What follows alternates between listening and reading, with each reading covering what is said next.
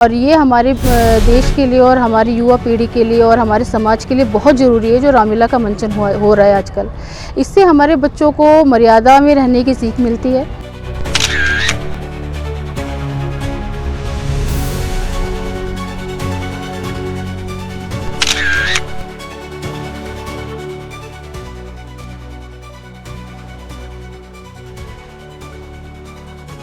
Dwarka sector 14 Vegas mall के निकटाज के मंचन में सबसे पहले रावण, कुंभकर्ण और विभीषण के जन्म का दृश्य प्रस्तुत किया गया, जिसने धर्म और अधर्म की राहों को स्पष्ट किया।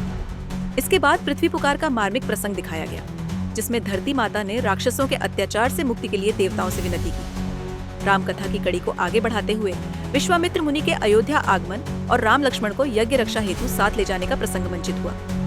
इसके पश्चात ताड़का वध, सुबाहु मारीच वध तथा जनक दर्शन के अद्भुत दृश्य ने दर्शकों को भाव विभोर कर दिया। कार्यक्रम का समापन भक्तिमय माहौल में हुआ। आयोजकों ने दर्शकों से 25 सितंबर को होने वाले सीता स्वयंवर, जनक विलाप और लक्ष्मण परशुराम संवाद के मंचन में शामिल होने का आमंत्रण दिया। जैसे हमारे सनातन धर्म में कहा जाता है, एक ही घर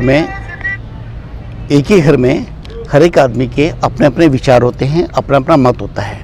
आपने देखा होगा तीनों ने एक ही घर में जन्म लिया, पर जो विभीषण था वो प्रभु का भक्त था और उसने हमेशा प्रभु के बारे में सोचा, प्रभु की पूजा करी। जबकि दूसरे हाथ में रावण और जो मेघनाथ था, रावण और कुंभकर्ण था, वो हमेशा दानव प्रवृत्ति के रहे और हमेशा उन्होंने दानव की हरकत की। पर प्रभु राम का आशीर्वाद था विभीषण में, वो फूले फले और उनको लास्ट में लंका का राज्य मिला। सनातन रामलीला से जुड़ी हुई हूँ और ये हमारे देश के लिए और हमारी युवा पीढ़ी के लिए और हमारे समाज के लिए बहुत ज़रूरी है जो रामलीला का मंचन हो रहा है आजकल।